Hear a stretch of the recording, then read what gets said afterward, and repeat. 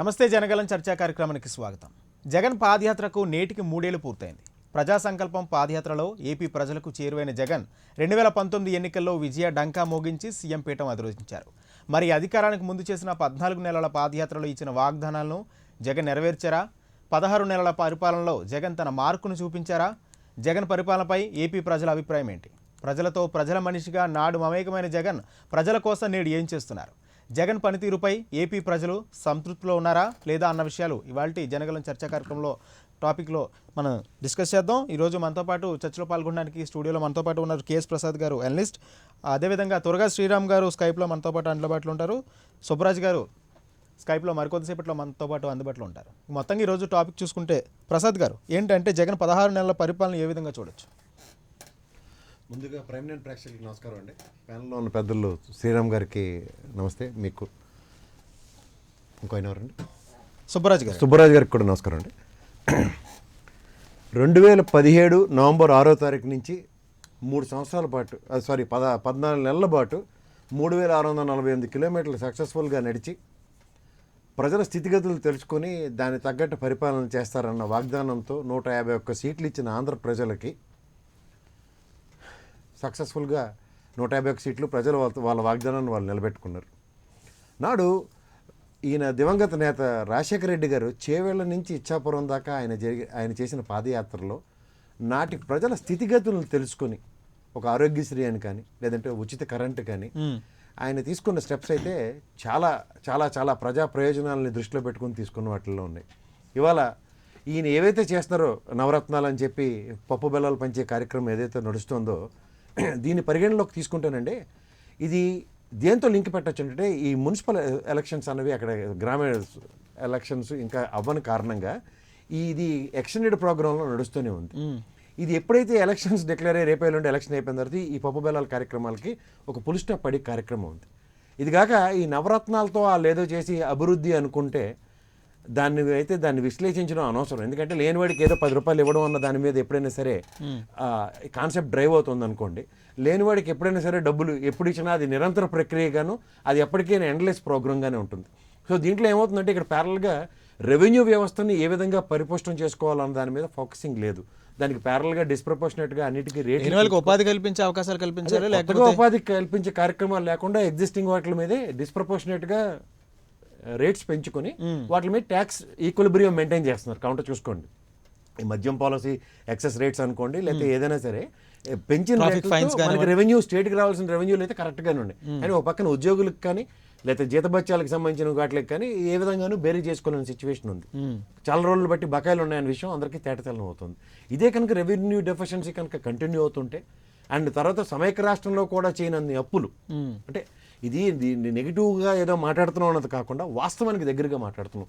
ఎందుకంటే ఇప్పుడు revenue sources మనకి అతి కష్టం మీద అంటే కునుకునక్క మీద తాటిపండు పడినట్టు ఈ కరోనా నేపథ్యంలో కొంత లాక్డౌన్ వీటిలన్ని సిచ్యువేషన్స్లోంచి డ్రైవ్ అవుతున్న సర్కమ్స్టాన్సెస్లో స్టేట్ రెవెన్యూస్ని ఏ విధంగా స్ట్రెంథన్ చేసుకోవాలన్న ప్రాస్పెక్టివ్ అప్రోచ్ అయితే లేదు. అలాగే ఎప్పుడైతే రెవెన్యూతో పాటు ఒక అప్పులు చేస్తున్న దాంట్లోకి ఎప్పుడైనా అసెట్ మేనేజ్మెంట్ ప్యారల్గా ఇది అవ్వాలి. ఇప్పుడు ఉదాహరణకి నేషనల్ హైవేస్ కానీ లేదంటే ఒక డ్యామ్స్ కానీ ఇలాంటి సక్సెస్ఫుల్గా అవుతున్నప్పుడు ఈయన చెప్పిన వాగ్దానాలకు కానీ పాజిటివ్లు ఎంత రకంగా నవరత్నాల త్రూగా ముందుకు తీసుకెళ్దామని చూస్తున్నా, నెగిటివ్లు అయిన ఉదాహరణకి మన పోలవరం ప్రాజెక్ట్ వాస్తవ పరిస్థితులు కాస్త భిన్నంగానే ఉండే అదేనండి. పోలవరం ప్రాజెక్ట్ కానీ లేకపోతే వైజాగ్ డివిజన్కి జోన్ ప్రత్యేక జోన్ విషయంలో కానీ అలాగే దీన్ని ఏమంటారు కొత్త ఇండస్ట్రియల్ పాలసీస్ కానీ పాలసీ మాత్రం అనౌన్స్ చేయగలిగారు కానీ కొత్త యూనిట్స్ ఏవచ్చాయి అన్నది మాత్రం ఈ రోజు దాకా తేటతెల్లం కాలేదు.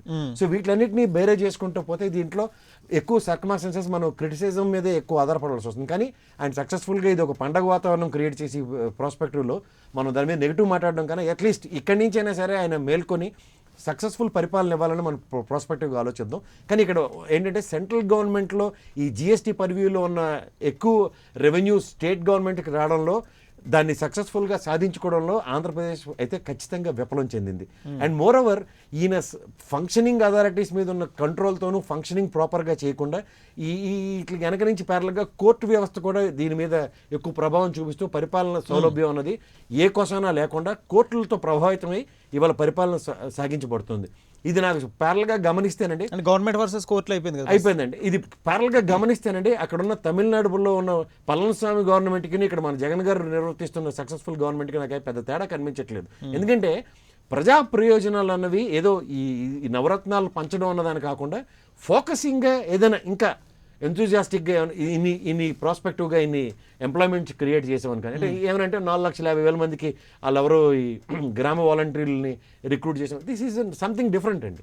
ఇది ఎలా ఉంటుందంటే బీజేపీ గవర్నమెంట్లో యూపీలో 50 ఇళ్ళకి ఒక వాలంటీర్ని రిక్రూట్ చేశారు. ఇక్కడ ఆ వ్యవస్థని ఇక్కడ ఇంపోజ్ చేసి ఏం చేశారంటే వీళ్ళకి శాలరీలు అడిషనల్గా ఇస్తున్నారు. ఇది వాళ్ళని ఇండైరెక్ట్గా చూసుకున్నా డైరెక్ట్గా చూసుకున్నా వాళ్ళకి సంబంధించిన ప్రక్రియ మీద ఎక్కువ ఫోకస్ అయి నడుస్తుంది. ఇది పర్మనెంట్ నిరుద్యోగాన్ని కంట్రోల్ చేసే నిరుద్యోగానికి టెంపరీ చేయొచ్చుని ఇచ్చిందండి. ఎందుకంటే నెక్స్ట్ గవర్నమెంట్ ఏమైనా చేంజ్ అయితే దాని మీద గ్యారంటీ అయితే లేదు. రెండోది ఏంటంటే ఇప్పుడు ప్రజెంట్ వాళ్ళకు ఉన్న సర్కమ్స్టాన్సెస్లో వాళ్ళు డ్రైవ్ చేస్తున్న ఏంటి అన్నది కూడా ఎవరికి అర్థం కావట్లేదు. ఎందుకంటే ఈ నవరత్నాలు ఏ విధంగా రీచ్ అవుతున్నాయని దాని మీద ఫోకస్ చేసుకుంటున్నా కానీ వీళ్ళకి కూడా ఇటు పర్మనెంట్ ఎన్పవర్మెంట్ మీద కూడా వాళ్ళకి కూడా ఒక ఇది లేదు.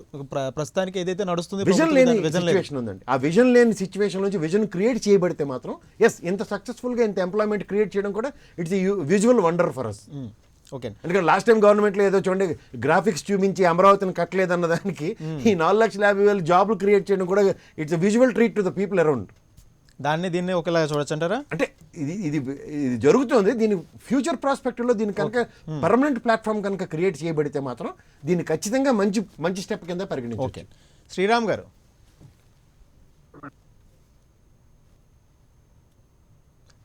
నమస్తే. నమస్తే. ఏంటి సార్ 16 నెలల పాలన ఏ విధంగా చూడొచ్చు? అనుకున్న వాగ్దానాలన్నీ నెరవేర్చారా? అయితే ముందుగా ప్రసాద్ గారికి నమస్కారం. సరే, ఈ రోజు 3 సంవత్సరాల సందర్భంగా కొంచెం నా వాయిస్ మీరు మ్యూట్ లో పెట్టుకోండి సార్. ముందుగా ఆయన చేసిన మంచి పనులు చెప్పుకుందాం. ఎందుకంటే ఆయన ఏదైతే ప్రామిస్ చేశాడో వాటిని ఎంతవరకు నెరవేర్చాడంటే వాళ్ళ పార్టీ వాళ్ళు చెప్తున్నారు 90% దాకా మేము పూర్తి చేసాము, ఏదైతే మేనిఫెస్టోలో చెప్పామని చెప్పినవి వాటిని చేసామంటున్నారు. సరే, చాలా వరకు మేనిఫెస్టోలో చేసిన వాళ్ళన్నింటినీ కూడా అడ్రస్ చేశారు. పూర్తిగా ఆయన అవ్వలేదా అనేది పక్కన పెడితే ఖచ్చితంగా వాళ్ళు అడ్రస్ చేశారు. అలాగే ఆయన ఆరోగ్యశ్రీ విషయం తీసుకుంటే వాళ్ళ నాన్నగారు అప్పుడు మొదలుపెట్టింది. సరే, దాంట్లో ఇప్పుడు చాలా వరకు ఇంకా అనేకమైన ఇతర జబ్బుల్ని కూడా దాంట్లో జాయిన్ చేశారు. చాలా వరకు కూడా ఈ రోజు ఆరోగ్యశ్రీ ద్వారా కొంతవరకు జరుగుతుంది. దాన్ని ప్రైవేట్ ఆసుపత్రులు ఎంతవరకు ఇంప్లిమెంట్ చేస్తున్నాయి అన్న విషయంలో మళ్ళీ దాంట్లో కొంత మనం చర్చించాల్సిన అవసరమే. కానీ ఓవరాల్ గా గవర్నమెంట్ ఈ ఆరోగ్యశ్రీ అనే దాన్ని ప్రజలకి అందుబాటులోకి తీసుకొచ్చేలాగా చేస్తున్నారు. ఎక్కువ జబ్బుల్ని దీంట్లో ఇంక్లూడ్ చేసే ప్రయత్నం చేస్తున్నారు. ఇక ముందు కూడా చేస్తామని చెప్తున్నారు. సో ఇప్పుడు ప్రజలకి ఎప్పుడైనా సరే మేజర్ గా వాళ్ళు రోజువారీగా ఒక నెలలో వాళ్ళు సంపాదించిన దాంట్లో ఎక్కువ ఖర్చు దేనికి అవుతుందంటే వాళ్ళ ఇంటికి ఏదైతే ఖర్చు అవుతుందో ఇంటి రెంట్ దానికి ఖర్చు అవుతుంది. అలాగే హాస్పిటల్ కి ఖర్చు అవుతుంది. తర్వాత పిల్లల చదువులకి అవుతుంది. వీటికే ముఖ్యంగా జరుగుతాయి. ఇందులో మరి ఒక విషయాన్న వీళ్ళు అడ్రస్ చేశారు కాబట్టి దాన్ని మనం కొంతవరకు మెచ్చుకోవాలి. ఎందుకంటే ప్రజలకి చాలా ఇప్పుడు ప్రైవేట్ హాస్పిటల్కి వెళ్తే వాళ్ళ సంవత్సరాల తరబడి వాళ్ళు దాచుకున్న డబ్బంతా కూడా హాస్పిటల్స్ కి ఖర్చు అయిపోతుంది. దాని నుంచి కొంత ప్రజల్ని కొంచెం బయటపడే పని ముఖ్యమంత్రి గారు చేస్తున్నారు కాబట్టి దానికి ఖచ్చితంగా మనం అభినందించాలి.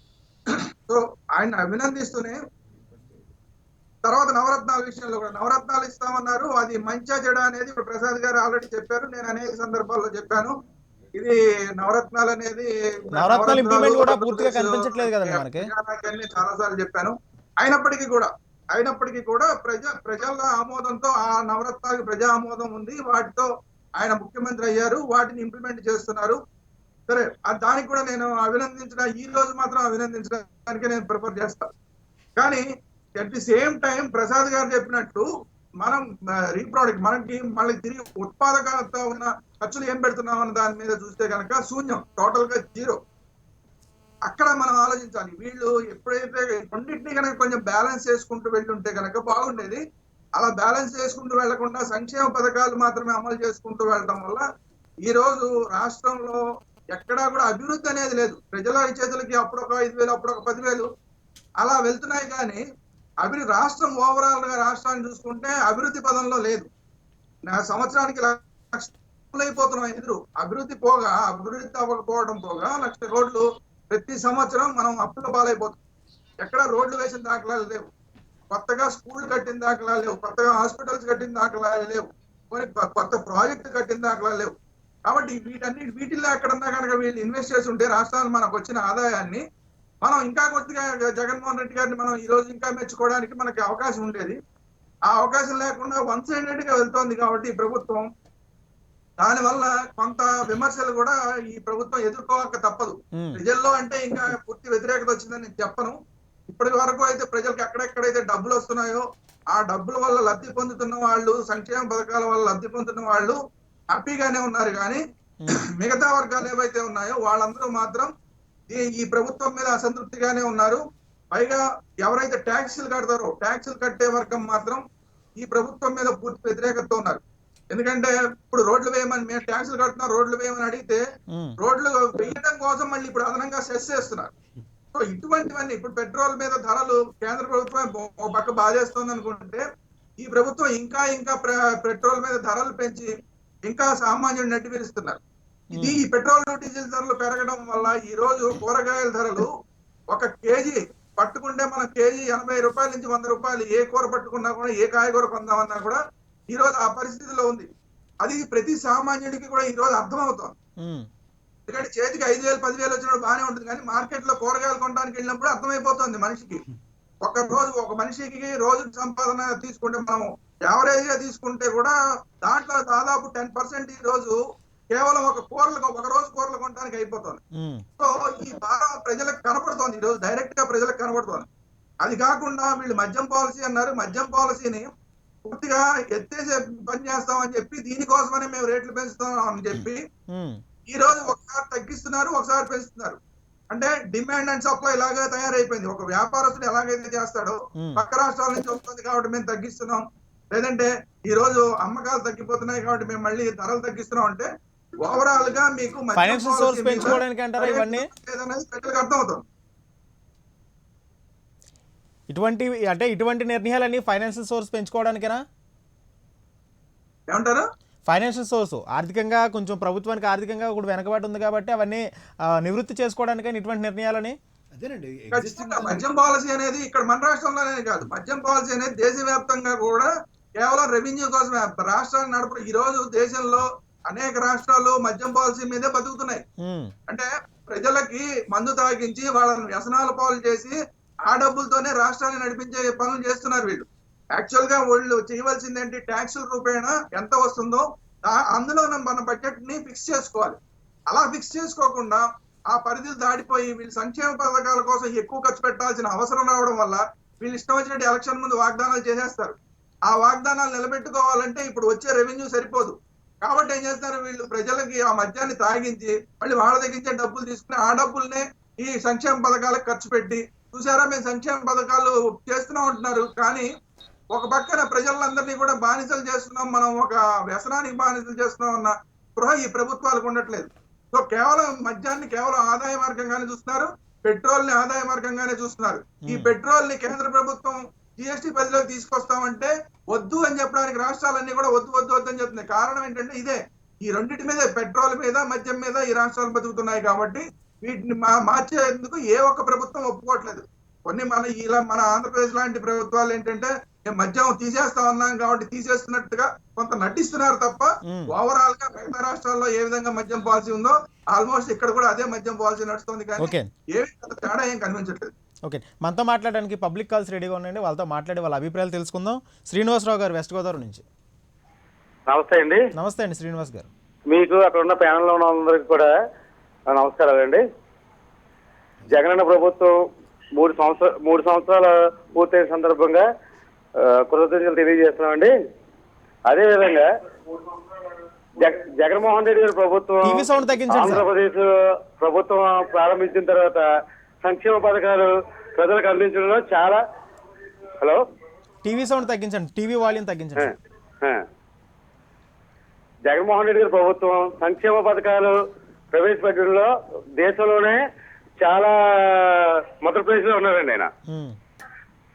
అదేవిధంగా ఈయన అంటారు సంక్షేమ పథకాలు ప్రవేశపెట్టడం వల్ల అభివృద్ధి కార్యక్రమాలు చేయట్లేదు అని చెప్తారు. నిజంగా కోవిడ్ వచ్చిన టైంలో ప్రజలకి ఇదే చంద్రబాబు నాయుడు గారు 5,000 ఇవ్వాలి, 10,000 ఇవ్వాలి, 15,000 ఇవ్వాలి అంటారండి.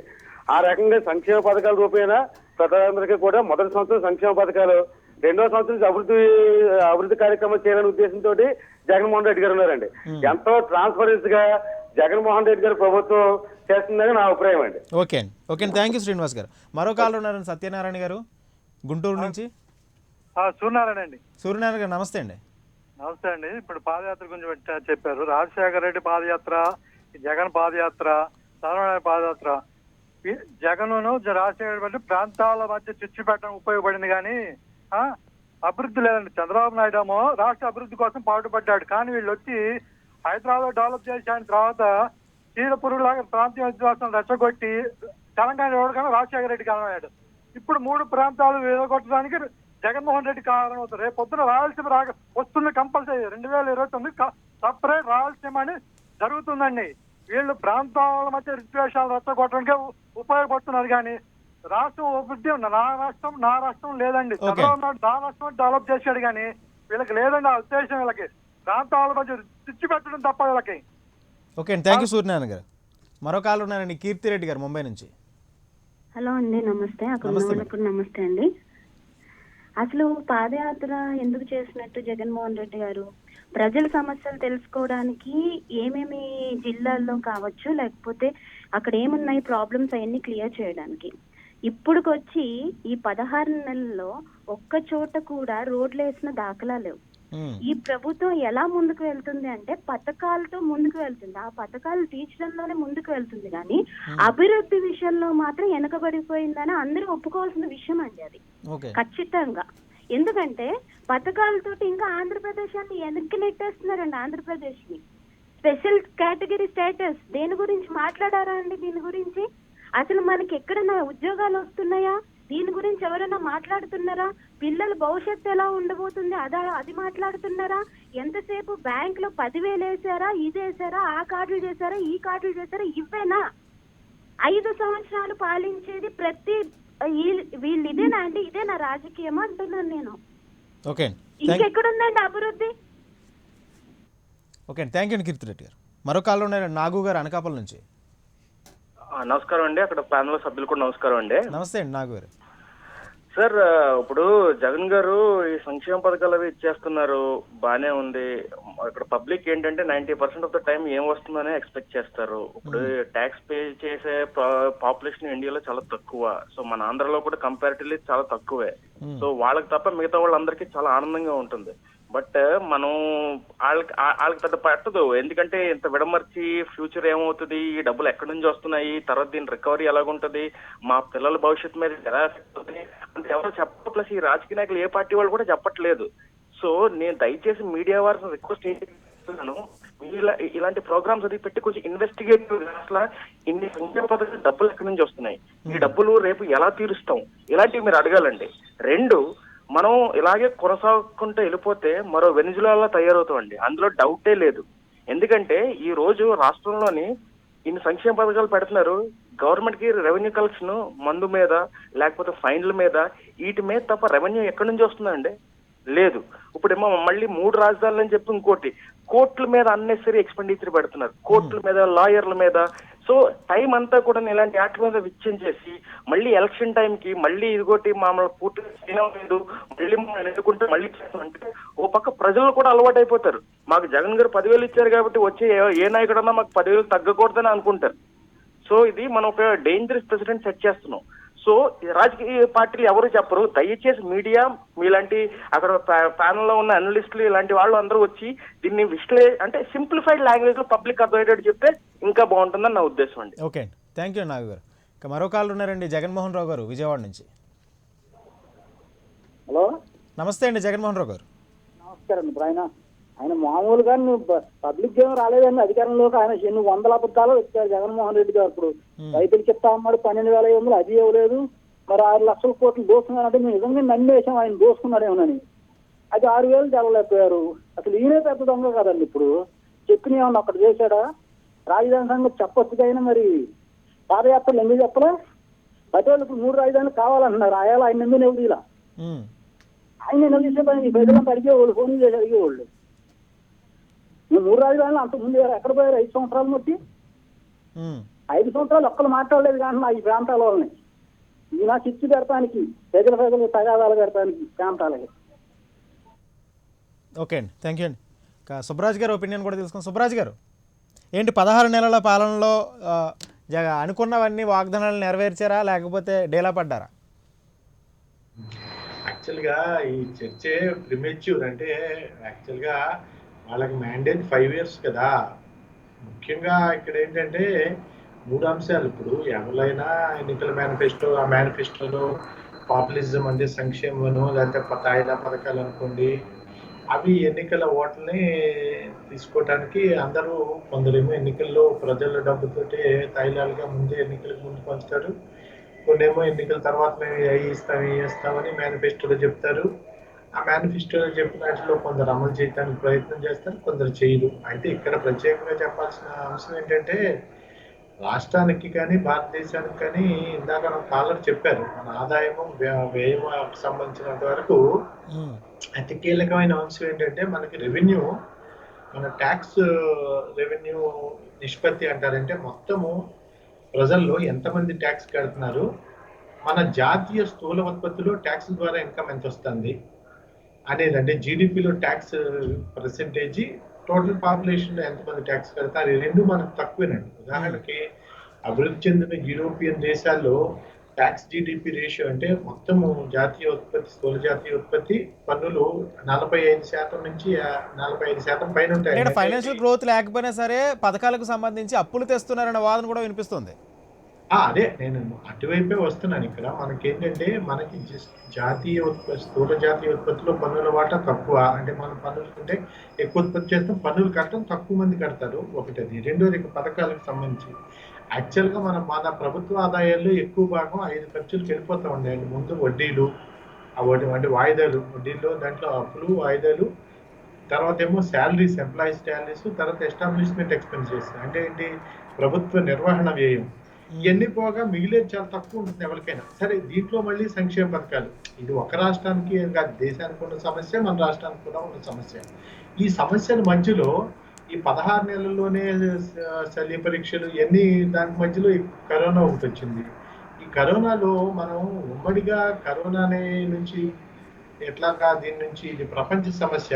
ఆ ప్రపంచ సమస్యలో ఒక దేశానికో, ఒక ప్రాంతానికో, ఒక వర్గానికో సంబంధం లేకుండా ధనిక పేదలు, దేశాలు, అభివృద్ధి అనాభివృద్ధి అనేది కాకుండా అందరికీ వ్యాప్తి చెందుతున్న ఈ సందర్భంలో ఈ అన్నిటిని దృష్టిలో పెట్టుకోవాలా ఒకటి.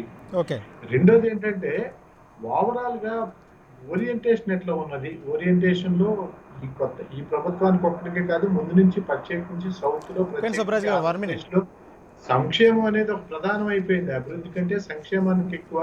ముందు నుంచి ఇది ఒక వ్యవస్థీకృతమైన లోపం. ఒక విధంగా అన్ని ప్రభుత్వాలు అలవాటు చేసాయని అనుకోవచ్చు, లేకపోతే ఇది ప్రత్యేకంగా చేస్తుందా?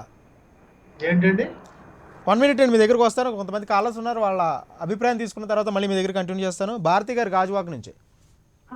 నమస్తే అండి, అక్కడ ఉన్న వాళ్ళందరికీ నమస్తే మేడం. యాక్చువల్లీ సార్ ఈ రోజు జగన్మోహన్ రెడ్డి గారికి కంగ్రాట్స్ అండి, 3 years కంప్లీట్ అయినందుకు. దీనికి ఎందుకంటే చెప్తున్నాను సార్, రాజశేఖర్ రెడ్డి గారి తర్వాత ఒక యంగ్ డైనమిక్ గా ఉండే ఆయన తన యొక్క బలాన్ని ఉపయోగించి ప్రజల యొక్క సమస్యలను అణువున తెలుసుకొని అవే నవరత్నాలుగా చేసి ఇప్పుడు స్కూల్స్ అవని, హాస్పిటల్స్ అవని ఇవన్నీ చేస్తున్నారండి. అలాగే చాలా మంది అంటే మిగతా వాళ్ళ అన్న అభిప్రాయాలు ఏంటంటే అభివృద్ధి అనేది ఎక్కడ ఉందండి అని అడుగుతున్నారండి. అభివృద్ధి జరగాలి అంటే మనకు ఒక రాజధాని అనేది పర్ఫెక్ట్ గా లేదు సార్. ఆ లేదు అనే దానికి ఇప్పుడు కొన్ని గొడవలు అవుతున్నాయి సార్. రైతుల సమస్య అన్ని మనం విన్నామే సార్. అదొకటి క్లారిటీ వస్తే వెంటనే పెట్టుబడుల అభివృద్ధి అనేది వైజాగ్ అలాంటి వాటికి చేస్తే సార్ డెఫినెట్ గా అన్ని హంగులు ఉన్నాయి కాబట్టి అభివృద్ధి అనేది జరుగుతుంది సార్. నెక్స్ట్ టైం వచ్చి 16 నెలల్లో మీకు ఒక ఎగ్జాంపుల్ చెప్తాను సార్. ఒక ప్రాజెక్ట్ పరవళ్లు తొక్కుతూ ఎలా వాటర్ వస్తుందో జగన్మోహన్ రెడ్డి గారు ప్రజల యొక్క సమస్యల కోసమని, ప్రజల పాలన కోసమని ఆయన అలా పరవళ్లు తొక్కుతుంటే ఎలాగైతే ప్రాజెక్టులకు అడ్డుకట్టుగా గేట్ వేసేస్తున్నారు చేస్తామో అలాగా మిగతా రాజకీయ పార్టీలందరూ ఆయన మంచి చేసింది కూడా యాక్సెప్ట్ చేయలేని పరిస్థితుల్లో ఉన్నారు సార్. ఇది మనం ఒక పార్టీని ఆయన్ని అదే జగన్మోహన్ రెడ్డి గారి మీద ప్రేమో అభిమానమో కాదు సార్. మధ్యతరగతి ప్రజలుగా మొన్న లాక్డౌన్ టైంలోని చాలా మందికి ఉపయోగపడింది సార్ ఆయన ఇచ్చే పథకాల వలన. నెక్స్ట్ అప్పు చేసి పప్పు కూడా అనే సామెత అందరూ అంటున్నారు సార్, కానీ ఆయన అప్పు చేసి ప్రజలకే పెడుతున్నాడు సార్. గత ప్రభుత్వంలో మీరు అవ్వచ్చు, తోఫా అవ్వచ్చు, ఇవన్నీ ఏం చేశారు సార్? అన్ని ప్రజలు, ప్రజాప్రతినిధులు, మినిస్టర్లు ఇవన్నీ మనం నగ్న సత్యాలు చూసాను సార్. ఇప్పుడు ఇది అప్పు చేసి కూడా అంటే నేను అప్పు చేసి పెట్టమని అనట్లేదు సార్, కానీ ఇలాంటి విపత్కర పరిస్థితుల్లో ఆయన ఆ విధంగా చేశారు సార్. నెక్స్ట్ ఆయన ఇంకా 5 ఏళ్ళు టైం ఉంది సార్. ఆయన ఏమైనా మంచి పనులు చేద్దామంటే కోర్టులు అడ్డుపడుతున్నాయి సార్. ఆయన్ని మిగతా పనుల్లో మనం ఫస్ట్ స్టెప్ వేయిద్దాం సార్. ఆయన ఏమైనా రాంగ్ చేస్తే మా ప్రజలతో పాటు మీరు అందరూ అనండి సార్. నెక్స్ట్ పవన్ కళ్యాణ్ గారు ఒక్క నిమిషం సార్. పవన్ కళ్యాణ్ గారు మాకు యాక్టర్ పరంగా అందరికీ ఇష్టమే సార్, నాకే కాదు ఎవరికన్నా ఇష్టమే. కానీ ఓకే రైట్. మరో కాల్ ఉన్నారండి, మహేష్ వారు గజ్వేల్ నుంచి. మహేష్ గారు సార్ నమస్తే అండి. మహేష్ గారు నమస్కారం సార్. చెప్పండి సార్, మీ ఒపీనియన్ ఏంటి? ఇది న్యూమరాలజీ గురించి కాల్ చేసినాం సార్. ఓకే అండి రైట్. ప్రసాద్ గారు ఏంటంటే మొత్తంగా 16 నెలల పాలన సంక్షేమ పథకాలు అనేవి టెంపరీ ప్రిడిక్టర్ అంటే ఏడ్చే కుర్రోడు చేతిలో బెల్లమ్మకు పెట్టినట్టుగా చూడొచ్చా, లేకపోతే పర్మనెంట్ సొల్యూషన్ ఉండే? అంటే ప్రజలు ఏమనుకుంటారంటే ప్రభుత్వ పథకాలు అందుతున్నాయి కదా, అప్పు చేసి తెచ్చినా ఇప్పుడు కాలతో మాటలో మనం తెలుసుకున్నాం, అప్పు చేసి తెచ్చినా సరే ప్రజలకే పెడుతున్నారు కదా, ఇక్కడ నాయకులను తినేయట్లేదు కదా, మళ్ళీ మాకే పెడుతున్నారు. అంటే వాళ్ళకి అర్థమైన విషయం ఏంటంటే ఫ్యూచర్లో కూడా అప్పు మళ్ళీ మన మీదే పడుతుందన్న విషయం ఒకటి క్లియర్గా అర్థం అవట్లా. అది మనం ఏ విధంగా చూడొచ్చు? ఏడ్చివాడి చేతిలో బెల్లం అని మీరు చెప్పారు కదండి, ఆ ఏడుపు నిరంతర ప్రక్రియ, అలా ఏడుస్తూనే ఉంటారు, అది ఎప్పటికీ ఉండదు, ఎందుకంటే బెల్లంకి అలవాటు పడితే. రెండోది ఏంటంటే ప్రత్యక్ష పనులు పరోక్ష పనులు అన్న పరిగణలోకి తీసుకుంటానండి, ఆల్మోస్ట్ స్టేట్లో ఉన్న వాళ్ళందరూ పరోక్షంగా పనులు కడుతున్న వాళ్ళే. ఇక్కడ జిఎస్టీ పర్వ్యూలో కాలర్కి నేను ఇందాకలో కాలరు రెవెన్యూ గురించి మాట్లాడుతూ చెప్తున్న దానికి నేను చెప్తున్నాను జాగ్రత్తగా, ట్యాక్స్ పేయర్స్ ఎవరు లేరని ఒక డెలిబరేట్ స్టేట్మెంట్ ఒకటి ఇచ్చారు. ఇక్కడ అందరూ ట్యాక్స్ పేయర్, ఇంక్లూడింగ్ నువ్వు కూడా బాబు. ఎందుకంటే పరోక్షంగా కానీ ప్రత్యక్షంగా కానీ ఎవరైనా గవర్నమెంట్ సెంట్రిక్గా డబ్బులు పే చేస్తున్నాం అనుకోండి ఏదైనా వస్తువుకి, దాంట్లో పన్ను ఉంటుంది, సెస్ ఉంటుంది. ఇవన్నీ చూడండి జాగ్రత్తగా, నిశ్చితంగా గమనించండి. అలాగే ఇల్లు ఉంటే ఇంటి పన్ను కడుతున్నారు. ఇప్పుడు మనం ప్రతి వస్తువు కూడా ట్యాక్స్ పే చేస్తాం, మనం ఏ వస్తువు కొన్నా ట్యాక్స్ పే చేస్తున్నాం అంచేత అది పరోక్ష పన్ను కింద వస్తుంది. రెండోది ఏంటంటే మీరు బ్రాడర్ ప్రాస్పెక్ట్లో జాగ్రత్తగా గమనిస్తే ఈ జిఎస్టీ పర్వ్యూలో మొత్తం most of the revenues are been central గవర్నమెంట్కే చేరుతున్నాయి. ఇక్కడ స్టేట్ పర్వ్యూస్లో ఉన్నవి 5 ఏంటంటే ఆర్టీఏ వ్యవస్థకు సంబంధించిన పేమెంట్లు కానీ, revenue sources like land registrations ఇలాంటి వాటికి సంబంధించింది. మూడోది లిక్కరు అండ్ పెట్రోల్. జిఎస్టీ పరిధిలోకి పెట్రోల్ కూడా వెళ్ళిపోతే ఇంక ఇక్కడ స్టేట్ గవర్నమెంట్లో ఫంక్షనింగ్ ఇంకేం ఉండదు, అలాగా ఎదురు చూస్తూ ఉండడమే ఎప్పుడు సెంట్రల్ గవర్నమెంట్ రూపాయి ఇస్తుంది అన్నది. ఇంకోటి ఏంటంటే ఈ ప్రపోర్షనేట్గా డిస్ప్రపోర్షనేట్గా సదరన్ జోన్ కనుక మనం తీసుకుంటే, అంటే సౌత్ కంట్రీస్ స్టేట్స్ని కనుక తీసుకుంటే, తమిళనాడు కానీ, కేరళ కానీ, ఆంధ్రప్రదేశ్ కానీ, కర్ణాటక కానీ తీసుకుంటే, we're the highest contributors to the nation. ఇందాక ఎవరో సుబ్బరాజు గారు విశ్లేషిస్తూ జీడిపి విషయం చెప్పుకుని వస్తుంటే, మనం రెవెన్యూ ఎంత పే చేస్తుంటే అంత డిస్ప్రపోర్షనేట్గా, ఎందుకంటే జనాభా ప్రాతిపదిక మీద ఉత్తరాది రాష్ట్రాలు గణనీయంగా మన దగ్గర నుంచి తీసుకున్న రెవెన్యూతో వాళ్ళు సస్టైన్ అవుతున్నారు. ఈ సంక్షేమ పథకాలు అన్నవి చూసుకుంటే ఎప్పుడైనా సరే, ఇందాక తొరగ శ్రీరామ్ గారు నేను చెప్పింది కూడా ఒకే ఒక విషయం ఏంటంటే, ఇన్వెస్ట్మెంట్ మాడ్యూల్లో కనుక రెవెన్యూ రిసోర్సెస్ కనుక వెనక్కి మళ్ళీ వస్తున్నాయి అనుకోండి, రిటర్న్ ఆన్ ఇన్వెస్ట్మెంట్ ప్రాస్పెక్టివ్లో ఖచ్చితంగా మనం ముందుకెళ్ళడానికి ఉంటుంది. లేదంటే ఈ అప్పుల భారంతో ఎంటైర్ రాష్ట్రం కూరుకుపోయే పరిస్థితే ఉంది. ఇప్పుడు ఈ పప్పు బెల్లాల కార్యక్రమం కింద నవరత్నాలు పంచిపెట్టడం గురించి కరోనా సమయంలో ఖచ్చితంగా అది ఒక ఆపన్న హస్తం కింద ప్రజలకు చేరువైంది. దాన్ని ఖచ్చితంగా అందరూ హర్షించి తీరవలసింది, అది ఏ రూపంలోనైనా రానివ్వండి. ఆ మూమెంటరీగా అది సస్టైన్ చేసింది ఆ పాండమిక్ సిచ్యువేషన్ని. కానీ ఇక్కడ అదే సిచ్యువేషన్లో ఇటు డెవలప్మెంట్ విషయంలో కూడా, ఇండస్ట్రియల్ విషయంలో కూడా ఖచ్చితంగా డెవలప్మెంట్ ఉండాలి. అదేనండి, ఇప్పుడు ఎప్పుడైతే నీకు రెండు చేతులతోనే పని అవ్వలేదు అనుకోండి, ఒక చేతితోనే పని అవుతుంటే దానాలు ఇచ్చుకుంటూ వెళ్తే ఈ చెయ్యి ఎప్పుడైనా సరే అలా ఆల్మోస్ట్ పారాలసిస్ వచ్చి పడిపోయినట్టుగా అయిపోతుంది. తర్వాత పెట్రోల్ విషయంలో కూడా చాలా జాగ్రత్తగా గమనించండి. మనం ఒక నైబరింగ్ స్టేట్స్ అన్నీ కలిపి మనం 2400 కిలోమీటర్ల దగ్గర మనం పెట్రోల్ షేర్ చేసుకుంటున్నాం. ఇక్కడ రూపాయే పెట్రోల్ పెంచుతున్నారు. ఉదాహరణకి పక్క రాష్ట్రం కనుక బోర్డర్ స్టేట్లోంచి ఆ పక్కకి ప్రాంతంకి వెళ్ళి పెట్రోల్ కొట్టించుకొని మళ్ళీ మన రాష్ట్రంలోకి వస్తే ఇంచుమించుగా సెస్సుల రూపంలో వచ్చి 25 రూపాయలు రెవెన్యూ ఒక లీటర్ మీద ఖచ్చితంగా రాష్ట్ర ప్రభుత్వానికి సంబంధించి నష్టం. నేను ఒక విషయం చెప్తానండి. సోషల్ మీడియాలో ఒక వీడియో బాగా ట్రోల్ అవుతుంది. గతంలో పాదయాత్ర టైంలో జగన్మోహన్ రెడ్డి గారు ఒక స్పీచ్ ఇచ్చారు ఒక పబ్లిక్ మీటింగ్లో. ఏంటంటే ఇటు మన తెలంగాణ బార్డర్కి వెళ్ళినా ఆంధ్రప్రదేశ్ కంటే ₹1 తక్కువ ఉంది, అటు కర్ణాటక బార్డర్కి వెళ్ళినా ఆంధ్రప్రదేశ్ కంటే ₹1 తక్కువ ఉంది, ఇటు చిత్తూరు తమిళనాడు బార్డర్కి వెళ్ళినా సరే ఆంధ్రప్రదేశ్ కన్నా ₹1 తక్కువ ఉంది అని ఆనాడు పాదయాత్ర టైంలో స్పీచ్లో చెప్పిన మాట. కానీ దట్టు ఇది ఇప్పుడు కూడా అదే కంటిన్యూ అవుతుంది. మీరు అదే చెప్తున్నారు. అందరూ ఆలోచిస్తుంది రూపాయి పెంచిన దాని గురించి ఆలోచిస్తారు. నేను ఆలోచిస్తుంది ఏంటంటే స్టేట్ రెవెన్యూకి ₹25-26 సెస్ రూపంలో పోర్షన్ ఉంది మనకి పెట్రోల్లో 1 లీటర్కి. అది స్టేట్ రెవెన్యూలో లాస్ వస్తుంది. అది జాగ్రత్తగా గమనించండి. అలాగే ప్రతి దాంట్లో నిశ్చితంగా మీరు చేసుకుంటే ప్రతి కాలరు ఎంత సంక్షేమ పథకాల మీద చాలా హైలైట్ చేసుకుంటూ ఫోకస్ చేసుకుంటూ పాండమిక్ సిచ్యువేషన్లో ఇవ్వడం కరెక్ట్ అంటే మేము కూడా కరెక్ట్ అనే చెప్తున్నాం. ఇంక్లూడింగ్ నేషనల్ గవర్నమెంట్ కూడా కరెక్ట్ అనే చెప్తుంది. ఈ పాండమిక్ సిచ్యువేషన్లో ఎవరికి ఏ విధంగా హెల్ప్ చేసినా అందరూ హర్షించదగిన విషయమే. కానీ దీనివలన పన్నులు కడుతున్న ప్రతి ఒక్కరికి ఎంత భారం పడుతుంది అన్నది మా ఆక్రందన, అంతకన్నా ఇంకేం లేదు. ఎందుకంటే ప్రభుత్వం ఎప్పుడైనా సరే సంక్షేమం అభివృద్ధి ఈ రెండిటితోనూ 2 చక్రాలతోనూ పయనిస్తేనే ముందుకెళ్తుంది. అంతకుమించి మా విశ్లేషణ ఏమి రాకెట్ సైన్స్ ఏం కాదు మాది. ఓకే, మరో కాలర్ ఉన్నారండి మనతో మాట్లాడడానికి. వరహాల్ నాయుడు గారు శ్రీకాకుళం జిల్లా నుంచి. సార్ వరహాల్ గారు నమస్తే. సార్ నమస్కారం అండి. మా శ్రీకాకుళం జిల్లా, నా పేరు వరహాల్ నాయుడు అండి. చెప్పండి సార్. నమస్తే. సంక్షేమము అభివృద్ధి పదాలు అంటున్నారు సార్, ఎక్కడున్నాయి సార్ అవి? దొంగచాటుగా ఇసుక ఆన్లైన్ విధానం అని చెప్పేసి ఎక్కడ కూడా ఏ నది దగ్గరున్నా కుప్పలు తెప్పలుగా ఇసుక తీసి ఇష్టానుసారంగా దరిదాపుల్లో ఉన్న నాయకులు అమ్మేస్తున్నారు సార్. ఒకటి అక్కడ అమరావతి ఆగిపోయింది, పోలవరం ఆగిపోయింది, ఎక్కడ కూడా రోడ్స్ బాగోలేదు సార్. విద్య లేదు, మంచినీళ్ళు ఎలా దొరుకుతాయి సార్? సరైన ఫ్యాక్టరీస్ రాలేదు రాష్ట్రానికి, ఉద్యోగాలు లేవు, అనేకంగా ప్రజలు ఇబ్బందులు పాల్పడుతున్నారు సార్. డబ్బులు ఇచ్చిస్తే సంక్షేమం కాదు సార్. ఆ డబ్బులు ఇచ్చేసింది అమ్మ ఒడిస్తే నాన్న తడి అని మందు పట్టుకు వెళ్ళిపోతారు సార్. అమ్మ కొట్టేసి వాడు ఇన్నాళ్ళు ₹100 బ్రాందీ బాటిల్ ఈ రోజు ₹300 కొంటున్నాడు సార్. క్యూ లైన్ లో జనాలు 1 కిలోమీటర్ 2 కిలోమీటర్ చొప్పున జనాలు నిలబడి అనేక అవస్థలు పడి ఈ మందు మీద చాలా ఇబ్బంది పడుతున్నారు సార్ జనాలు. కొద్దిగా మీరు గుర్తించాలి సార్.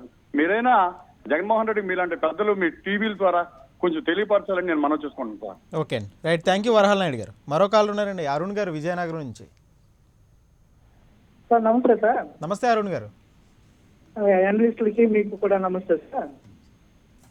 సార్ ఇప్పుడు పరిపాలన అంటే బాగానే ఉందండి. ఇప్పుడు సంక్షేమ పథకాలు ఇవ్వడంలో తప్పు లేదండి, కానీ ప్రభుత్వం సంక్షోభంలో పడకూడదండి.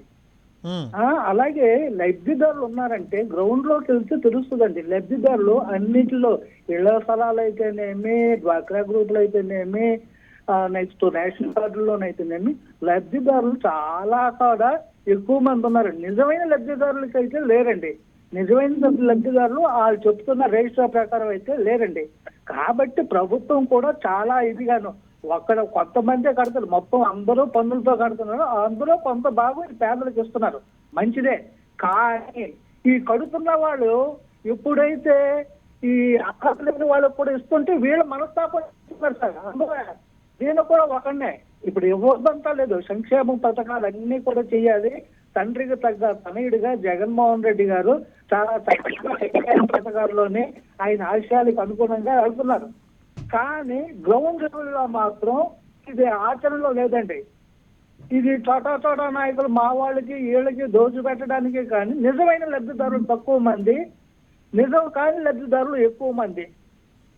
అది మాత్రం కూడా ఈ టీవీ ద్వారాను తెలియజేస్తున్నాను. అలాగే అనలిస్టులు గారు మీ టీవీల ద్వారా కూడా నిజమైన లబ్ధిదారుల్ని ఇచ్చేస్తేనే ఈ సంక్షేమ పథకాలు ఇచ్చినందుకు ప్రతిఫలం ఉంటుందండి. ఓకే, థ్యాంక్ యూ అరుణ్ గారు.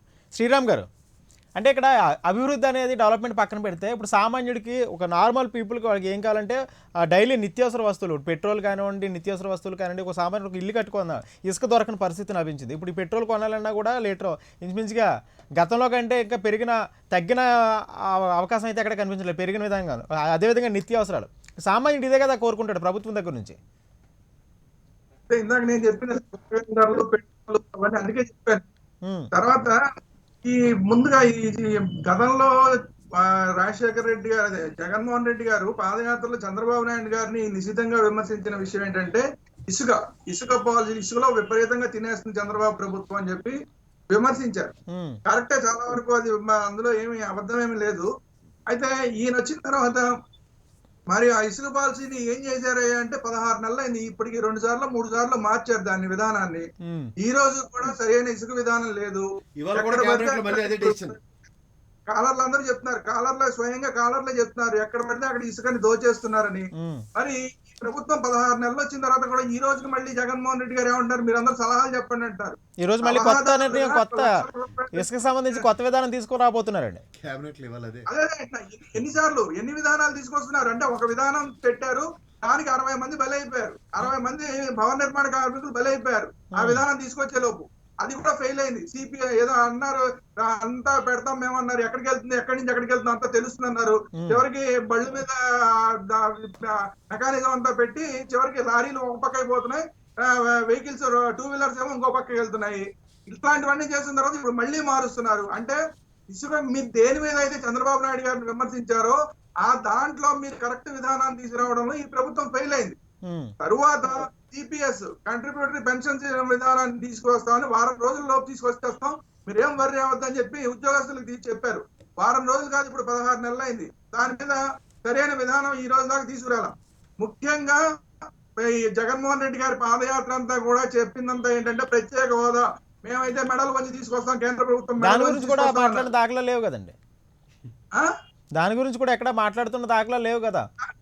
దాని గురించి మాట్లాడలేదు. మొదట్లోనే చెప్పేశారు కేంద్ర ప్రభుత్వానికి దగ్గర ఎక్కువ సీట్లు ఉన్నాయి కాబట్టి ఇప్పుడు మేమేం చేయలేమని చెప్పేసి మొదట్లోనే చేతులు ఎత్తేశారు. ఆ రోజు మీరు ఏమన్నారు, 25 మంది ఎంపీలు కనుక ఉంటే మేము చేస్తా ఉన్నారు, 23 మంది మీ దగ్గర ఉన్నారు. రాజ్యసభలో ఇంకా మీ అవసరం ఉంది. మీరు ఎందుకని ప్రతి దానికి కూడా రాజ్యసభలో వాళ్ళు ఎన్డీఏ వాళ్ళు ఏదంటే తానా అంటే మీరు తందా అనకుండా కనీసం ఒక మాట మాట్లాడడానికి ఎందుకు సాహసించట్లేదు? కేవలం వెళ్ళినప్పుడల్లా ఒక లెటర్ లో మాత్రం 100 అంశాల్లో ఇది ఒక అంశంగా ఉంటుంది, ప్రత్యేక హోదా మాకు ఇవ్వండి అని ఒక అంశంగా ఉంటుంది తప్ప దాని గురించి మాట్లాడేది లేదు. దాన్ని సాధించామన్న పోరాటం లేదు. పోరాట స్ఫూర్తి ఏమైపోయింది? జగన్మోహన్ రెడ్డి గారు అంటేనే పోరాట స్ఫూర్తి అనుకుంటాం. ఎప్పుడు రాజశేఖర రెడ్డి గారు పోయిన దగ్గర నుంచి కాంగ్రెస్ మీద పోరాటం చేశారు, తర్వాత చంద్రబాబు నాయుడు గారి మీద పోరాటం చేశారు. ఈయన దగ్గర వాళ్ళంత పోరాట స్ఫూర్తి ఉందంటే ఈ రోజు ఆయన కేవలం ఆయన కేసులు ఉన్నాయనా మరి ఏంటనేది ప్రజలు నిర్ణయించుకోవాలి. ఈ రోజు కేంద్ర ప్రభుత్వంతో కనీసం మాట్లాడడానికే సరైన పద్ధతిలో వెళ్ళి మాట్లాడే సిస్టమే కనిపించట్లేదు. పోరాట స్ఫూర్తి అంతా జగన్మోహన్ రెడ్డి గారి పోరాట స్ఫూర్తి అంతా ఏమైపోయింది? పోలవరం నిధులు అడ్డగోలుగా కట్ చేస్తుంటే అందుకని చేస్తున్నారు అంటున్నారు. మీరే చెప్పారు చంద్రబాబు నాయుడు గారి ప్రభుత్వంలో అంత అవినీతి జరిగింది, దాంట్లో 30,000 కోట్లు ఎక్స్ట్రా పెట్టారు. ఆ 30,000 కోట్లు ఇవాళ కట్ చేస్తే కేంద్ర ప్రభుత్వం మీరు ఇప్పుడు లబోది పొమ్మంటున్నారు. మీ చేసుకున్నదే కదా ఇది. మీరు ఇప్పుడన్నా కాదు, అప్పుడు పొరపాటు జరిగింది. ఎందుకంటే కేంద్ర ప్రభుత్వం కూడా చెప్పింది. శ్రీరామ్ గారు 1 మినిట్, మనతో కాల్స్ పబ్లిక్ ఉన్నారు, వాళ్ళ ఒపీనియన్ తీసుకుందాం. తప్పు జరిగిందా లేదా తర్వాత విషయం, ప్రూవ్ అయితే చేయలేకపోయారు. కాబట్టి ఇప్పటికైనా కేంద్ర ప్రభుత్వం దగ్గర నుంచి పోలవరం నిధులు తెచ్చుకోకపోతే అది ఎప్పటికి కంప్లీట్ అవుతుంది? మీరే చెప్పారు పాదయాత్రలో, ఒకవేళ కేంద్ర ప్రభుత్వం చేయకపోతే కనుక రాష్ట్ర ప్రభుత్వం చంద్రబాబు నాయుడే చేయొచ్చు కదా అని. ఈ రోజు ప్రజలు అడుగుతున్నారు, జగన్మోహన్ రెడ్డి గారు మీరే చేయొచ్చు కదా, కేంద్ర ప్రభుత్వాన్ని పక్కన పెట్టేసి మీరే చేయొచ్చు కదా. మీరు చేస్తారా చెప్పండి? పోలవరం అనేది ఈ రాష్ట్రానికి జీవనాడి, ఆ మాట మీరే చెప్పారు. ఇప్పుడు ఉత్తరాంధ్ర శ్రీరామ్ గారు 1 మినిట్ మనతో మాట్లాడడానికి పబ్లిక్ కాల్స్ రెడీగా ఉన్నారు, వాళ్ళని అడిగి వాళ్ళ అభిప్రాయాలు తెలుసుకుందాం. శ్రీరామ్ గారు, భవానీ గారు రాజమండ్రి నుంచి. భవానీ గారు అందరికీ నమస్తే అండి. నమస్తే మేడం. ఇక్కడ ఒక విషయం అండి, ఇప్పుడు తెలుగుదేశమా, వైసీపీయా, కాంగ్రెసా ఇవి కాదండి, వీళ్ళు పరిపాలించేది 5 years గెలిచిన పార్టీ గాని ప్రభుత్వం గాని. కానీ ఆ 5 years కళ్ళు మూసుకొని కళ్ళు తెరిచే లోపల వెళ్ళిపోతున్నాయి. ఈ ప్రభుత్వాలు చేసే పనుల మీద సొసైటీ మీద ఎంత ఇంపాక్ట్ పడుతుంది? ఇప్పుడు ఫ్రీ మనీకి అలవాటు పడినప్పుడు ఈ నెల 15,000 వచ్చినాయి అనుకున్నాం, నెక్స్ట్ మంత్ ఎదురు చూస్తారు ఏ రూపేణ వస్తాయా అని. ఆ తర్వాత నెల ఎదురు చూస్తారు, నెక్స్ట్ ఇయర్ ఎదురు చూస్తారు, ఇవ్వకపోతే తిడతారు. ఇది కాదండి కరెక్ట్. ఎందుకంటే సంవత్సరానికి ఎంతమంది ఉద్యోగులు స్టూడెంట్స్ చదివి డిగ్రీ కంప్లీట్ చేసుకుని బయటకు వస్తున్నారు, వాళ్ళ రేషియో ఎంత ఉంది, వాళ్ళ ఉద్యోగాలు ఏ రేషియోలో వస్తున్నాయి? ఎప్పుడైనా ఇప్పుడు టెక్నాలజీ పెరిగిపోయింది, పిల్లల ఇంటెలిజెన్స్ పెరిగిపోయింది. ఎప్పుడైతే ఈజీ మనీకి అలవాటు పడ్డారో వాళ్ళ టెక్నాలజీని యాంటీ సోషల్ యాక్టివిటీస్ కి ఈజీ మనీ ఎలా గెయిన్ చేయాలని కానీ క్రైమ్ రేట్ పెరుగుతుంది. ఎప్పుడైనా సంక్షేమంగా ఉంచడం ఫిజికల్ గా కాకుండా సైకలాజికల్ గా కూడా ప్రభుత్వాలకి బాధ్యత ఉంది. సైకలాజికల్ గా వాళ్ళని ఇప్పుడు పావర్టీలో ఎంత శాతం ఉన్నారు మన ఎవరో విశ్లేషకులు చెప్పారు. ఒక్కో పర్ హెడ్ ట్యాక్స్ సంవత్సరానికి 50,000 కడుతున్నాం, మీరు లెక్క చూసుకోండి అన్నారు. ఈ 10,000 15,000 చూసుకుంటున్నారు కానీ సంవత్సరానికి మనమే కడుతున్నాం, ఎవరో కాదు. ఆ తీసుకున్న వాళ్ళు మనం 50,000 కడుతున్నామట. 50,000 వెళ్ళిపోతున్నప్పుడు అందులో 15,000 ఎంత? అది కాకుండా కూర్చోబెట్టి ఇచ్చేటప్పటికి కష్టపడితేనే అది బ్రెయిన్ వర్క్ అవనివ్వండి, ఫిజికల్ వర్క్ అవనివ్వండి, వైట్ కాలర్ జాబ్స్ అవనివ్వండి, ఏ కాలర్ అయినా సరే 10 రూపాయలు ఎంత కష్టపడితే వస్తున్నాయని తెలియాలి. అంతేగాని ఆ కష్టం తెలియకుండా మనం ఓటు బ్యాంక్ రాజకీయాలు చేసి నెక్స్ట్ మనమే గెలుస్తాం అనుకున్నప్పుడు గెలవాలి అనే తాపత్రయంలో సొసైటీ ఎటు వెళ్ళిపోతుంది? ఆ ఇంపాక్ట్ మీద ప్రజలే నష్టపోతున్నారు, సొసైటీ నష్టపోతుంది. ఆరోగ్యకరమైన పాత్రలో వెళ్తున్నాయా లేదా ఆలోచనలు, యువత ఎటుపోతుంది, ఇవన్నీ కూడా ప్రభుత్వాలు ఆలోచించాలండి. మనం గెలిచి 5 years కోసం సొసైటీని నెమ్మదిగా అదో పాతాళానికి నెట్టే కల్చర్ లోకి మనం నెట్టకూడదు. అది ప్రజలు ఆలోచించాలి. అంతేగాని 10,000కి 5,000కి నువ్వు ఆలోచిస్తే రేపు నా కొడుకు ఖాళీగా ఉండి ఉద్యోగం లేక ఆ లిక్కర్కి అలవాటు పడిపోయి వాడి జీవితం అయిపోతుందని ఆలోచించండి. Okay, thank you madam. మరో కాల్ ఉన్నారండి, రామారావు గారు మంగళగిరి నుంచి. నమస్తే సార్, అక్కడ ఉన్న వాళ్ళకి నమస్కారం. నమస్తే అండి. సార్, 14 నెలల పాదయాత్రలో ఇచ్చిన హామీలన్నీ దాదాపుగా నెరవేరినాయి సార్. ఒక్కడ తప్ప మద్య నిషేధం అమలు చేస్తే ఇక అన్ని హామీలు నెరవేరినట్టేను సార్. పోతే వాలంటీర్ వ్యవస్థ రూపకర్త అండి జగన్ గారు. 4 లక్షల పైసలకు ఉద్యోగాలు కల్పించిన ఏకైక మగ ధీరుడు జగన్మోహన్ రెడ్డి గారు. ఇంటికి ఒక ఉద్యోగం అని ఉన్న ఉద్యోగాలు తీసేసిన చంద్రబాబు నాయుడిని గురించి జనం ఆలోచించాలండి. ఓకే అండి, థ్యాంక్ యూ రామారావు గారు. సుబ్బరాజ్ గారు, అంటే ఇక్కడ ప్రజలుగా సంక్షేమ, ఇప్పుడు కాలర్ విషయ మాటల్లో కూడా మనం చూసుకుంటే ప్రజలు ఇక్కడ ఏంటంటే సంక్షేమ విషయాలనే క్యాల్కులేట్ చేస్తున్నారు. వెనకాల జరుగుతున్నా జరగబోతున్నా జరగకపోయినా డెవలప్మెంట్ని పట్టించుకోవట్లేదు. అంటే ఇది మెయిన్గా వాళ్ళకి ఇదే ఇంప్లీడ్ అవుతుంది, ఇదే వాళ్ళ బ్రెయిన్కి ఎక్కుతుంది. ఇది డెమోక్రసీలో ఉన్న పాలసీ అంటారండి. భారతదేశంలోనే కాదు, ప్రపంచవ్యాప్తంగా సార్వజనిక ఓటు హక్కు ఉన్నప్పుడు ఎప్పుడైనా సరే ఓటర్ని ఆకర్షించడానికి తాయిలం అనుకోండి, లేకపోతే క్విడ్ ప్రో మీకేమిస్తాం మాకేమిస్తాం అనే ఒక విధమైంది. ఇది ఎంతకు పెరుగుతుంది, ఎక్కడ దీని లిమిట్ అని ఏం లేదు. ఈ పార్టీ ఆ పార్టీ అని ఏం లేదు, ఈ పార్టీ మొదలు పెట్టలేదు, ఈ పార్టీ అంటే కాదు.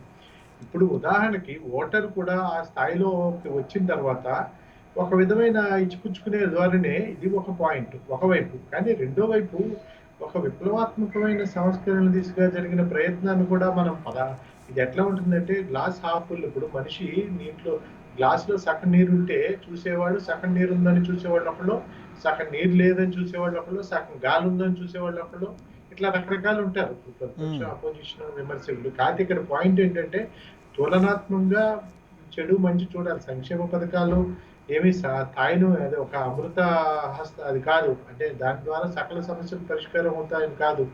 అట్లాగని సంక్షేమాన్ని విస్మరించడం కూడా ఇప్పుడు ప్రజాస్వామ్య రాజకీయాల్లో అది అసాధ్యం ఎవరికైనా సరే. ఎంత అసాధ్యమైతే ప్రజాస్వామ్యంలోనే ఆ బలహీనత ఉన్నది. ప్రజాస్వామ్య ఎన్నికల వ్యవస్థలో నాకేమిస్తావు అనే స్థాయికి రాజకీయాలు దిగజారినప్పుడు ఏమి ఇవ్వకుండా నేను రాజకీయాలు నెగ్గుతానంటే ఒక్క వార్డు కౌన్సిలర్ గా ఈ దేశంలో మహాత్మా గాంధీ కూడా నెగ్గలేని స్థితి అండి. ఇప్పుడు పాయింట్ ఏంటంటే ఇక్కడ సంక్షేమంతో పాటు కొన్ని విప్లవాత్మకమైన ఒక కొత్త ఆలోచన ధోరణి. ఇప్పుడు ఉదాహరణకి ఇంతకుముందు కాలం చెప్పారు ఇది గ్రామ వాలంటీర్లు ఒకటే కాదు, గ్రామ సచివాలయ వ్యవస్థ కానీ అయితే గ్రామాలని స్థానిక పాలన, స్థానిక ప్రభుత్వాలు ఇవాళ రాష్ట్ర ప్రభుత్వం దగ్గర ఒక వనరు ఉన్నది. అదేంటి, ఒక లబ్ధిదారుడికి త్వరగా సంక్షేమ పథకాలు కానీ లబ్ధి కానీ చేకూరటానికి ఈజీగా ఒక వే క్రియేట్ చేసుకున్నారు. దాని ద్వారా సమాచార బ్యాక్వర్డ్ అంటే కిందకి వాళ్ళ నుంచి కూడా ప్రజల నుంచి కూడా వాళ్ళకి సమాచారం తెలిసే అవకాశాలు ఉన్నాయి. మూడోది ఏంటంటే అన్ని వాటికి సంబంధించిన ప్రయత్నం అయితే జరుగుతుంది ఒక అభివృద్ధి మినహాయించి. అభివృద్ధికి సంబంధించిన ఇబ్బందులు ఉన్నాయి కానీ ఇప్పుడు 3 అంశాల్లో కొత్త ప్రయత్నం ఒకటి ఏంటంటే గ్రామీణ వ్యవసాయం అనేది ఎప్పుడు వాళ్ళు చేస్తున్నప్పటికీ కూడా ఇప్పుడు కొత్తగా విద్యకు సంబంధించిన పెద్ద సంస్కరణలు అంటే నాడు నేడు స్కూళ్ళ యొక్క బిల్డింగ్లు దాని ఇన్ఫ్రాస్ట్రక్చర్ డెవలప్మెంట్ తో సహా వాళ్ళకి బుక్స్ కానీ లేకపోతే వాళ్ళ యొక్క కంప్లీట్ సెట్ ఒకేసారి ఇవ్వటం, నెక్స్ట్ దాని మీద స్పెషల్ డ్రైవ్ ఫోకస్ పెట్టడం, తెలుగు భాష, ఇంగ్లీష్ భాష, ఎన్ఆర్టీకి సంబంధించిన ఇష్యూస్ రావడం, క్వాలిటీ ఇంటర్మీడియట్ ఎడ్యుకేషన్ క్వాలిటీకి సంబంధించి, నెక్స్ట్ హాస్పిటల్స్కి సంబంధించిన కొత్తగా ఆరోగ్యశ్రీని దీంట్లో కరోనాను కలపడం, అంబులెన్స్లు పెట్టడం, ఇవన్నీ చూడదలుచుకుంటే కనపడతాయి. ఇప్పుడు ఊళ్ళలోకి వెళ్తే కనుక్కుంటే కూడా తెలుస్తాయి. అంటే అన్ని ఒకే ధోరణితో ఆలోచించకూడదు కదండి. ఇక్కడ స్కూల్స్ విషయం కానీ అంబులెన్స్ విషయం కానీ అది పర్మనెంట్ గా ఉండే అభివృద్ధి అది పక్కన పెడితే, ఇటు పథకాల విషయంలో ఖచ్చితంగా అది పథకాలు అందజేయడం వల్ల వాళ్ళ ఇటు ఉద్యోగాలు కల్పించడం, పారిశ్రామిక విధానం అభివృద్ధి చేయకపోవడం అది పక్కన పెట్టేసి పథకాలు మాత్రమే ఒకే వే కాదు కదా. కాదు, పథకాలకు సంబంధించినంత వరకు, అభివృద్ధికి సంబంధించినంత వరకు రాష్ట్ర రాజకీయాల్లో సమగ్రమైన దృక్పథంతో మొదటిసారిగా ఒక ప్రయత్నం జరిగింది వైఎస్ఆర్ టైంలోనండి. అంటే ఆయన సమగ్రమైన నీటికి సంబంధించిన, ఇతర నగరాలకు సంబంధించిన, ఇండస్ట్రీస్కి సంబంధించిన ఆయన ఒక ఉమ్మడి రాష్ట్రంలో కూడా ఒక పాత్ బ్రేకర్గా తను ఒక పెద్ద యజ్ఞాన్ని స్టార్ట్ చేశారు. అయితే ఇప్పటికి వచ్చేటప్పటికి మనకి రాష్ట్ర విభజన తర్వాత మనకి 2-3 ఇష్యూస్ వచ్చినాయి. ఒకటి రాజధాని సమస్య వచ్చింది, రెండోది పోలవరం సమస్య వచ్చింది, ప్రత్యేక హోదా సమస్య వచ్చింది. ఈ చిక్కుముంజు మధ్యలో కేంద్ర ప్రభుత్వం కూడా రాజ్యసభలో ఇచ్చిన హామీలు, ప్రధాని ఇచ్చిన హామీలు, లేకపోతే మేమే దీని అంతటినే చేసామని చెప్పిన ఇప్పటి ఉపాధ్యక్షుడు, ఇవన్నీ సమస్యలు ఉండనే ఉన్నాయి. ఇకపోతే ఇందాక ఒక మిత్రుడు శ్రీరామ్ గారు కూడా ఒక మంచి పాయింట్ చెప్పారు. అదేంటంటే వీళ్ళు ప్రత్యేక హోదా మీద ఫైట్ చేయట్లేదు. ఈ సమస్యలన్నీ నేను అంగీకరిస్తాను. ఇదేదో నేనేమి ఇక్కడ ఒక సపోర్ట్ చేయటం అనే ఉద్దేశం కాదు, కానీ కేవలం విమర్శే కాకుండా విమర్శలో 2 అంశాలు ఉండాలి. అభివృద్ధికి సంబంధించిన అంశాలని తెర మీదకి తీసుకురావటం, ఆ తెర మీదకి తీసుకున్న దాంట్లో ప్రయారిటీ ఎట్లాంటి వనరులు ఉన్నాయో వాటికి సంబంధించిన ప్రాజెక్టులు ఏం చేకప్పాలి అనేది ఒక నిర్మాణాత్మకమైన సలహా, సూచనాత్మకమైన ఒక వర్క్ కూడా జరగాల్సిన అవసరం ఉంది. పొలిటికల్ పార్టీసే కాదు, దాంట్లో సివిల్ సొసైటీ అందరూ పార్టిసిపేట్ చేయాలి. ఈ పార్టిసిపేట్ చేసినా మనకు వనరులు ఏంటి, ఏ ప్రాంతాలకు ఎట్లాంటి ఆకాంక్షలు ఉన్నాయో ఆ ప్రాంతపు అభివృద్ధికి తీర్చడం. ఇప్పుడు ఇందాక ముందు ఎవరు అన్నారు, ఈ వికేంద్రీకరణకు సంబంధించిన తెర మీదకి తీసుకొచ్చింది కూడా జగన్. ధైర్యం కావాలి. రాజధానిని విభజించాలనే ఆలోచన కూడా దానికి చాలా ధైర్యం కావాలి. ఎందుకంటే ఫ్యూచర్ లో మరిన్ని రాష్ట్రాలుగా పలుసార్లు విభజనకు గురి కాకుండా దురదృష్టితో వ్యవహరించాల్సిన విషయాన్ని తెర మీదకి తీసుకురావటం, దాన్ని చర్చకు పెట్టడం, దాన్ని ధైర్యంగా నిలబడటానికి కూడా ఒక విధమైన స్థిరచిత్తం ఉన్నది. కూడా మనం గుర్తించాల్సిన అవసరం ఉందని నేను అనుకుంటున్నాను. ఓకే, మనతో మాట్లాడడానికి కాలర్స్ రెడీగా ఉన్నారండి. ప్రసాద్ గారు తూర్పుగోదావరి జిల్లా నుంచి. హలో ప్రసాద్ గారు, నమస్తే సార్. నమస్తే. ఏం సార్, ఏం పథకాలంటే ఏమున్నాయి సార్? జగన్మోహన్ రెడ్డి గారు చేసిన పథకాలంటే ఏమున్నాయి సార్? ఆయన ఉత్తి సీఎం సీట్ చూసి మురిసిపోవడానికి తప్ప ఆయన సీఎం పదవికే అర్హతలు లేడు సార్. ఆయన అమ్మఒడి పెట్టారు సార్. అమ్మఒడి ఎవరికి ఉపయోగం సార్? అమ్మఒడి ఎవరికి? పిల్లలకు ఉపయోగం. నాన్నఒడి ఎంత లాగుతున్నారు సార్? నాన్నఒడి లాగేస్తున్నారు. ఇది చూస్తే పెట్రోల్ ఏం చేశారు?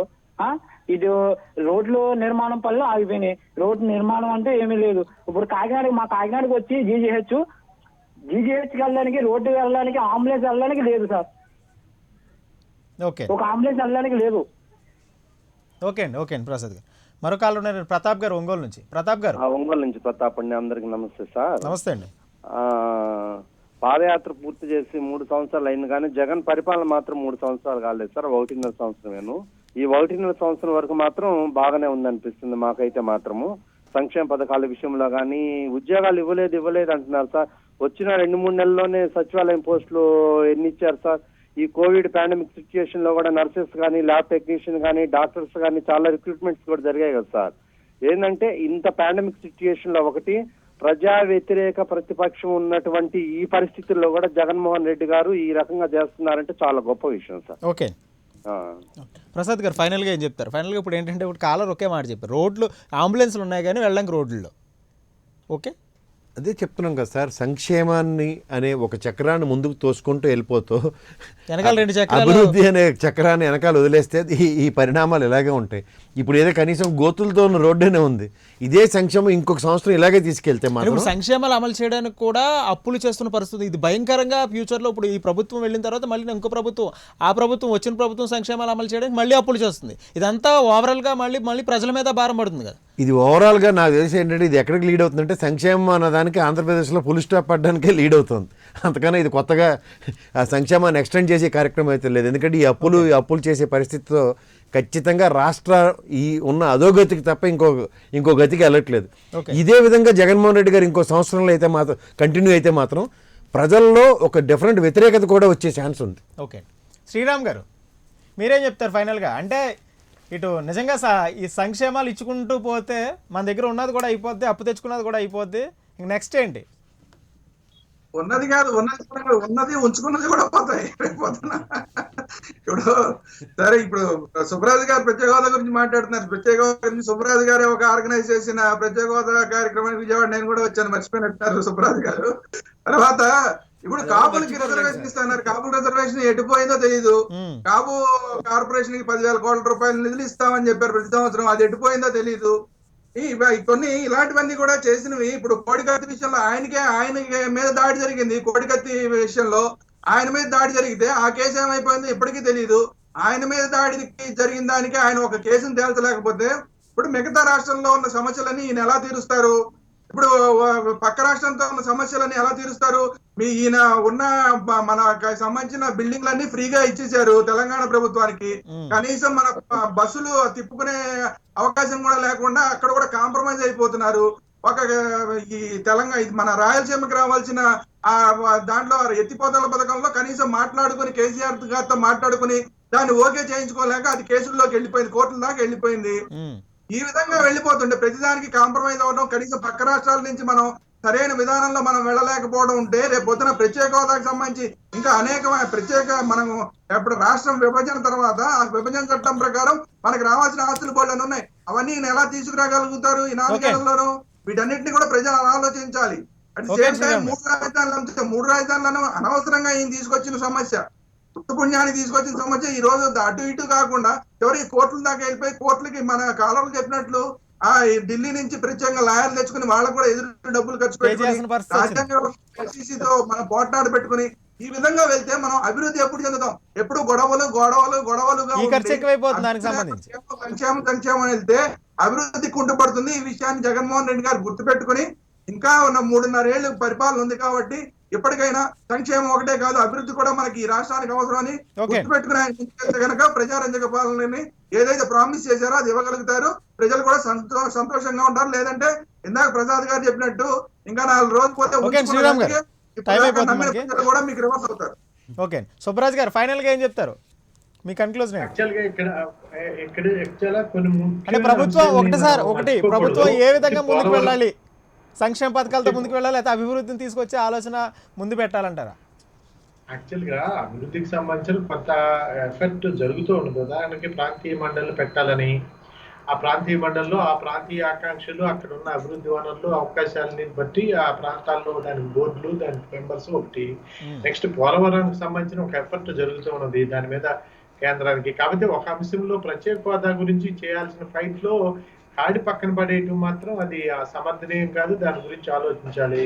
4వ కీలకం ఏంటంటే వైజాగ్ అనే దాన్ని ఒక ఎగ్జిక్యూటివ్ క్యాపిటల్ గా చేయటం, దానికి మెట్రో ట్రై చేయటం, ఇంటర్నేషనల్ ఎయిర్పోర్ట్, ఒక ప్రాంతానికి సంబంధించిన ఒక ప్రధానమైన పుష్ వస్తుంది. ఇట్లాగే ఇప్పుడున్న అమరావతిలో కూడా ఒక రాజధాని ఉంటుంది కాబట్టి ప్రాంతీయ సంబంధించిన అంత వరకు ఏదో కొన్ని గ్రామాల్లో కొంత ఇబ్బందిగా ఉండొచ్చు, కానీ అమరావతి చుట్టుపక్కల గ్రామాల్లో ఓవరాల్ గా ఏంటంటే పూర్తిగా సంక్షేమం అనే ఫోకస్ ని కొంత తగ్గించి అభివృద్ధి సంక్షేమం అనేది 2 కళ్ళ ద్వారా, ఎందుకంటే సమగ్రమైన అభివృద్ధి ద్వారానే సంక్షేమాన్ని చేయడానికి అవకాశాలు భవిష్యత్తులో ఉంటాయండి. కేవలం రోజు పంచకాలు రోజు భిక్షేస్తాం అంటే ఇక్కడ అవతల ఉత్పత్తి లేకుండానే, లేకపోతే ఫలాలు లేకుండా పంచలేమండి. అంటే పళ్ళు ఉంటేనే పంచగలుగుతాం. పళ్ళు అంటే చెట్లు నాటాలా, చెట్లు అంటే ఉదాహరణకి నేను ప్రాజెక్టులు కట్టాలా, ఆ ఎఫర్ట్ దానికి సంబంధించి అమరావతి నుంచి ఎలాగా మేము షిఫ్ట్ చేయడానికి అదొక రీజన్ చూపిస్తున్నారు. అంటే కొన్ని ఇరిగేషన్ ప్రాజెక్టులకు డబ్బులు వస్తాయి, లేకపోతే అమరావతి లాంటి లక్షల కోట్లు పెడితే మనకి ఇరిగేషన్ ప్రాజెక్టులు రావనేది ఇవన్నీ సాకారం కావడానికి కరోనా అనంతరంలో మళ్ళీ నాన్నగారిలాగా ఆయన కూడా ప్రజల మనిషి, ప్రజలతో కలిసి సుబ్రాజ్ గారు ఓకే, సో ఆయన్ని గమనిస్తారు. ఓకే థ్యాంక్ యూ సుబ్రాజ్ గారు, థ్యాంక్ యూ. డిబేట్లో పార్టిసిపేషన్ ప్రసాద్ గారు థ్యాంక్ యూ అండి, థ్యాంక్ యూ సుబ్రాజ్ గారు, థ్యాంక్ యూ శ్రీరామ్ గారు. ఇది వాళ్ళ జనగలం. అయితే మొత్తంగా జగన్ 14 నెలల పాదయాత్రలో 16 నెలలు ఇప్పటికే పాలన పూర్తయింది. అయితే పాదయాత్రలు ఇచ్చిన హామీలు ఎంతవరకు అమలవుతాయని చూడాల్సింది. అయితే ఒకవైపు ప్రభుత్వం వైపు కూడా సంక్షేమ పథకాల మీద పెట్టిన దృష్టి అభివృద్ధి మీద పెట్టట్లేదని కొంత అసంతృప్తి వ్యక్తం చేస్తున్న నేపథ్యంలో పూర్తి స్థాయిలో అభివృద్ధి ఏం జరుగుతుంది అనేది కూడా చూడాల్సి ఉంది. ఇది వాళ్ళ జనగలం. చూస్తూనే ఉండండి ప్రైమ్ న్యూస్.